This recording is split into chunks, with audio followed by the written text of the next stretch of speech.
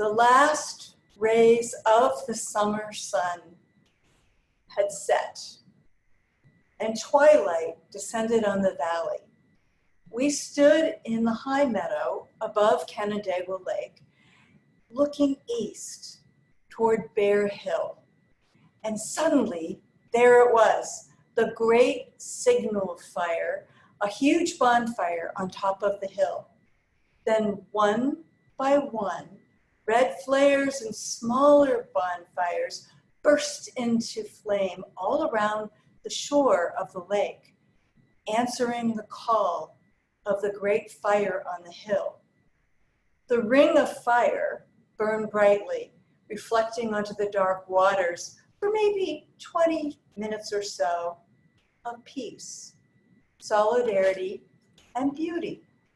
We watched in reverent silence until the flares sputtered out and the bonfires dwindled, leaving gaps in the flaming necklace around the lake, and then finally dying out altogether in darkness. These are memories of Labor Day Eve, in other words, today, in the area where I lived most of my life, the Finger Lakes of Western New York, an evening graced with the contemporary expression of an ancient Seneca ritual, marking the end of summer with gratitude for the harvest and the abundance in our lives. The Ring of Fire tradition ushers in Labor Day and the symbolic end of summer, the day before school starts for some, a celebration of labor, the contributions of work, the way we spend our most of our waking hours. As I grew up, summer was bracketed by two holidays, Memorial Day and Labor Day. I knew that Memorial Day was all about remembering people who had died in wars. And I enjoyed the parades and wearing the poppies, the red poppies sold by the elderly veterans sitting outside the local grocery store. But Labor Day, well, Labor Day was the end of summer, the end of free time, the end of wearing white. Remember when that was a thing? Just saying. And the end of sleeping in. But the Ring of Fire was always cool. It was like the thing everybody loved. But quite honestly, growing up, I never thought about Labor Day per se. My first real awareness about the meaning of the day came as I started my freshman year at Cornell. All classes started on Labor Day, except in the School of Industrial and Labor Relations, who respectfully declined and started classes the day after on the first Tuesday of September in deference to Labor Day. I thought, oh, I guess those industrial and labor relations folks need to honor Labor Day, but I was actually kind of bummed because I wasn't taking any classes over there. I had to start classes. I didn't have an extra day off. But then I realized I'd never really thought about Labor Day. After all, I was raised by a father who actively fought against labor unions at his place of work. And my grandfather was a quiet and unassuming member of a machinist local in Buffalo, New York. But he wasn't a big guy with all that, didn't talk about it. So mine was a very pale and limited understanding of labor, labor unions, the meaning of work, and its wider connections to all that is our life. But as the decades have passed, my view has widened considerably. My entry into the world of work was very privileged. As a young marketing trainee at Procter & Gamble in the 1970s, I was privileged to be working for a very decent salary with full benefits in a safe place that utilized my gifts. I was also privileged to work 60 to 70 hours a week, travel at a moment's notice, and struggle with the sexism, the racism, and quite frankly, whether or not the world needed another shampoo. Just saying. Some of my female friends also faced different labor struggles in the 70s as they started their careers as firefighters, electricians, lawyers, and even secretaries. We were each learning about the world of work in our own ways. As my career progressed, I worked for other corporations and not-for-profit organizations. Each place of work has given me new insights into the nature of work. My work, but the work of others and how it's all inextricably linked and how our labors are utterly interdependent.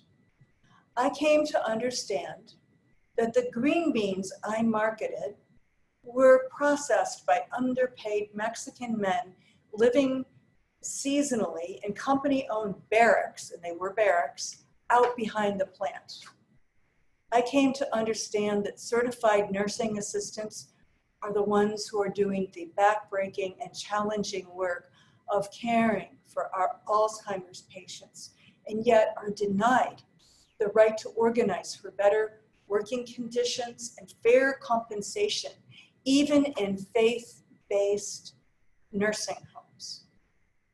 I came to understand the ethical tension of being told to support an anti-union position or lose my management job. I came to understand that our apples are picked, packed, and delivered to us by both documented and undocumented, migrant and permanent farm workers, and that they all needed the work just as we need the apples to eat. I came to understand that most of the apple growers that I represented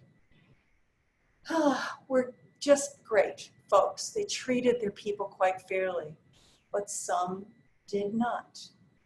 I came to realize that being in management, which I usually was, did not insulate me from being downsized just before Christmas. I came to realize the wonderful safety net of unemployment benefits. I came to understand that no coal, none, is clean coal, as I ministered to severely injured miners during my chaplaincy training. I came to understand that some of us risk our lives to do our work every day, as I walked through a gauntlet of angry protesters every day to enter my offices at Planned Parenthood. I got to know them personally. You can only imagine.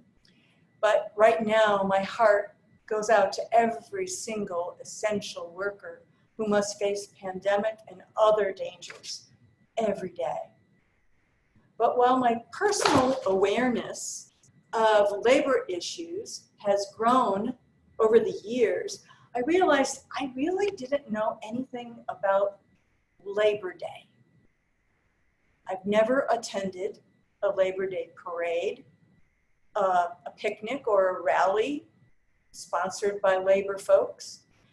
And so I embarked on a voyage of discovery about Labor Day, and much to my surprise, I learned that we now celebrate Labor Day because of the influence of Unitarian Universalist.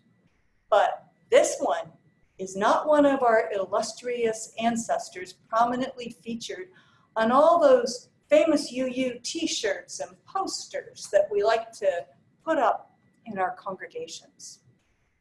Though Sydney will share some poetry now from over 100 years ago to help set the stage for the real story.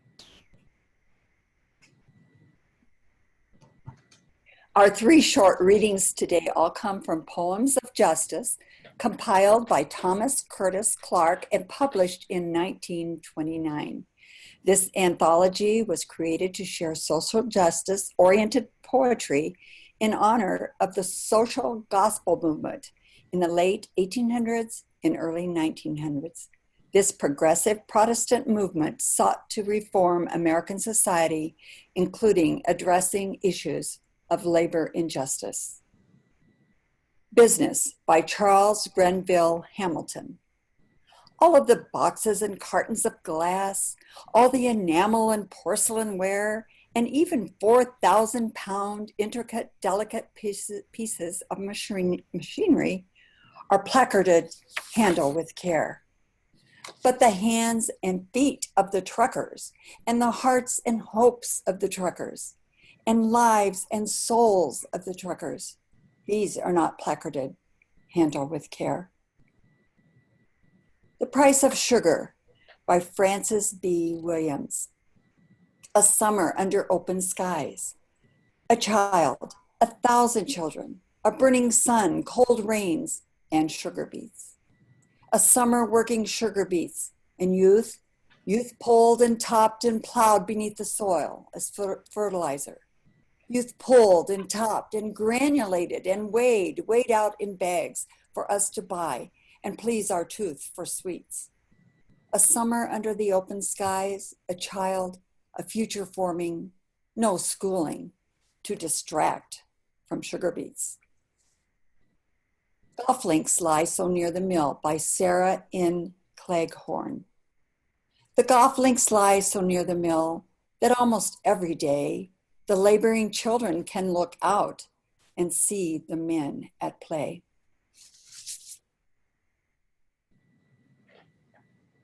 Thank you, Sydney.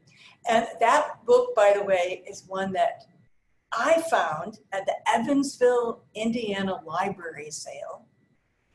And it's a gem. It's a gem. Many wonderful social justice poems from almost 100 years ago now.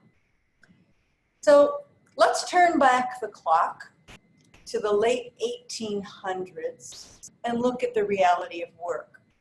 Much like what Sydney was just reading about, the average American worked 12-hour days, 7 days a week. Children often worked as well, a necessity to make ends meet for many families. Unsafe working conditions killed many workers and disabled others. Industrialists often saw men, women, and children as resources to be plundered, and as a result, people suffered. Some workers took chances and spoke up for workers' rights, often paying with their lives. The concept of labor unions was beginning to form and take hold as workers started to organize for their rights and their lives. On Tuesday, September 5th, 1882, 10,000 workers took an unpaid leave day off and marched from City Hall to Union Square in New York City in what was the first ever Labor Day parade. Over the next 12 years, more workers in more states around the country joined in Labor Day parades and rallies, all in the spirit of honoring workers and voicing concerns to employers in deep solidarity with one another. Our famous Unitarian Universalist ancestor now comes into the picture. Actually, he'd been there all along. Born in 1831, George Pullman was raised in a Universalist family. His parents converted when he was a child, attracted by the God is love theology, as Universalism swept across Western New York as a new message of Christian salvation that focused on creating heaven on earth instead of being concerned about what happens after we're gone. Two of George's brothers became prominent Universalist ministers, and both of his parents were very active in the local congregations along the Erie Canal. George took over his family's business after his father's death, but he moved to Chicago and then was lured further west to Colorado, where he made a fortune investing in several businesses that supported the gold rush. He observed that long-distance railroad travel was uncomfortable, and that canal boats, after all, that was his family's business, canal boats had figured out how to provide reasonable, comfortable sleeping arrangements. When he returned to Chicago, he created lavish sleeping cars and struck a deal with Andrew Carnegie to secure the transcontinental sleeping car business. Pullman bought out his competition around the country and amassed an even larger fortune. He lived the life of the rich and famous in his day, with multiple homes, lavish travel abroad, dining with the presidents. Think he's the kind of guy who was gonna be invited to Mar-a-Lago. Just saying. You get the picture. Now, George Pullman continued to attend a Universalist church because he believed public worship was a duty. But he also attended other Protestant churches because he saw little difference in the faiths. His Sunday appearances were strictly performative. His self-serving philanthropy was aimed at creating a better working class by supporting industrial training schools. Now, here is an interesting twist in all this. He hired African Americans as porters and waiters on the Pullman cars, even though he paid them a fraction of what he paid the white employees. And he segregated them in dead-end menial jobs, working them hard day to day. And even though Pullman's treatment of his African American workers was, by our standards and theirs, unacceptable, he did provide some jobs after the Civil War, when many jobs were closed to Black citizens. Few jobs were open other than manual labor like sharecropping. And later in the 20th century, and I love this, Pullman employees would become civil rights leaders based on their experiences in negotiating the labor deals with the Pullman people. Now, Pullman also decided to create his own version of heaven on earth, a company town where his workers could be sheltered from the crowded Chicago slums full of alcohol, disease, vice, and labor unrest. He literally drained a swamp. I mean, that's serious. He literally drained a swamp and built Pullman, Illinois, a model community with close-by employment, new housing with indoor plumbing and gas lighting, a sewage system, an ample library, and one hotel with a bar for visitors only, no residents allowed. He even built a single church and suggested that all denominations band together and share it. As you can imagine, his vision of Christian unity did not fly, and to be honest, no one ever used that church. A visiting economist once wrote that the town amounted to benevolent, well-wishing feudalism. And indeed, few residents stayed long in Pullman's hyper-controlling company town. Now, as the 1880s progressed, depressions and other economic factors brought massive unemployment and reduced wages for the remaining workers. And although there were no, people's wages were holding steady or even going down mainly, there were no corresponding rent decreases in Pullman's company town. Now, Pullman agreed to meet with workers, but only to explain the corporate point of view, never to truly understand and negotiate grievances. Things came to a head in May 1894 when 4,000 Pullman workers went on strike to protest wage cuts and the firing of union representatives. They sought support from Eugene Debs' American Railway Union, and within days, 50,000 railway workers boycotted Pullman railway cars, bringing railroad traffic to a standstill in Chicago. And you got to remember, Chicago trains in the late 1800s, that was the crossroads of America. This was a big deal.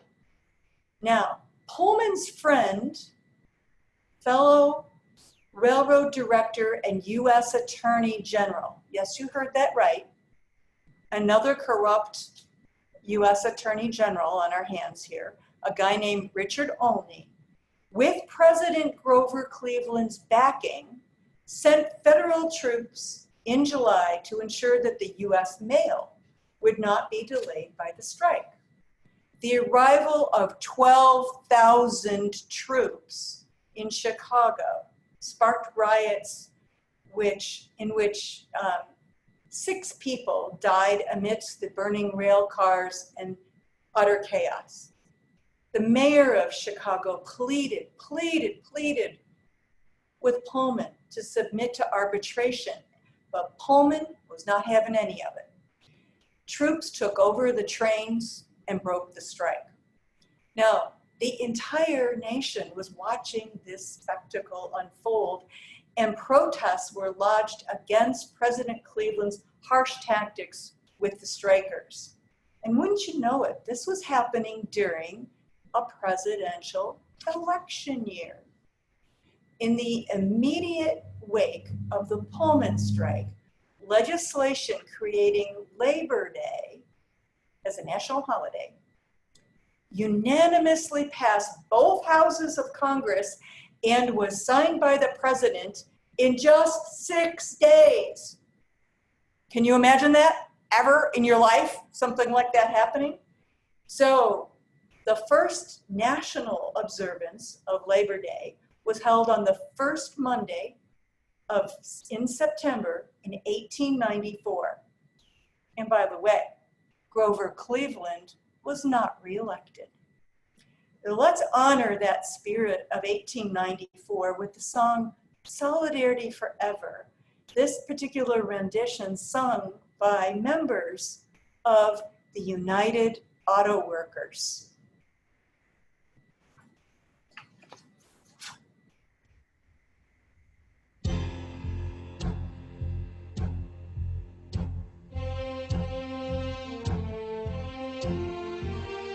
When the union's inspiration through the workers' blood shall run, there can be no power greater anywhere beneath the sun. Yet what force on earth is weaker than the feeble strength of one?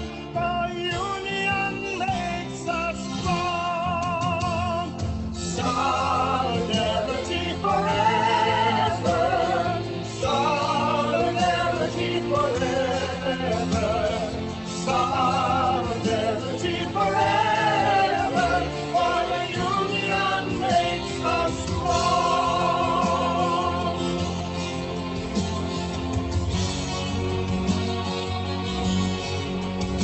They have taken untold billions that they never toiled to earn, but without our brain and muscle, not a single will return. We can break their haughty power, gain our freedom when we learn that the union makes us strong.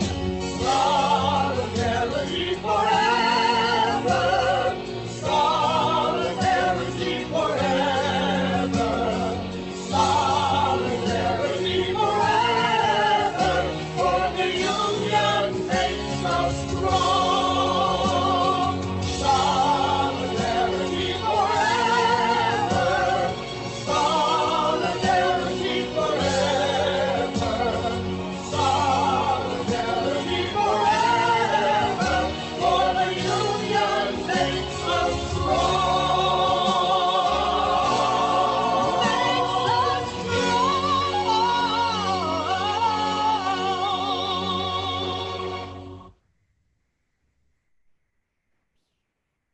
And what, may you wonder, was George Pullman during that summer of 1894, he was focused on building a Universalist church in Albion, New York, dedicated to the memory of his parents. Now, as it happens, I've preached in that darling little church in that beautiful little town along the Erie Canal. It's a Gothic revival church complete with its Tiffany windows and very ornate carved wood interior. Think Episcopalians. It is, of course, named Pullman Memorial Church. So he was off doing that, but then, you know, things catch up with you. We hope they do anyway, for people like George Pullman. Pullman was then subjected to a federal commission investigating the causes of the strike and was severely censured as a result. He died only 4 years later, partly due to the stress of dealing with multiple lawsuits. Now, I find it ironic that a man who was raised as a Universalist should have become an industrial tyrant and the unwilling father of National Labor Day. The heaven on earth concept just seemed to elude this guy. It was only the outward trappings of religion, the building fancy churches and the pietistic display of attending Sunday services that interested him. But when I think, though, about my own responsibilities when it comes to Labor Day and labor matters, I recall the words of the German feminist theologian Dorothy Soleil, who remarked this: "I am responsible for the house I did not build, but in which I live." So I look to the example of people of faith in the last 2 centuries who dedicated their lives to working hand in hand with labor leaders to secure child labor laws, safer working conditions, and eventually an 8-hour work day. Although sometimes I wonder here in the 21st century, how many of us actually work an 8-hour day if we're full-time people. I look to the example of the poets and songwriters who so eloquently witnessed to the nation about ongoing labor struggles. Because, you know, labor issues have not gone away, even though Labor Day gatherings, for most folks, have morphed into trips to the mall or an amusement park. Pre-COVID, probably some barbecues and picnics with friends.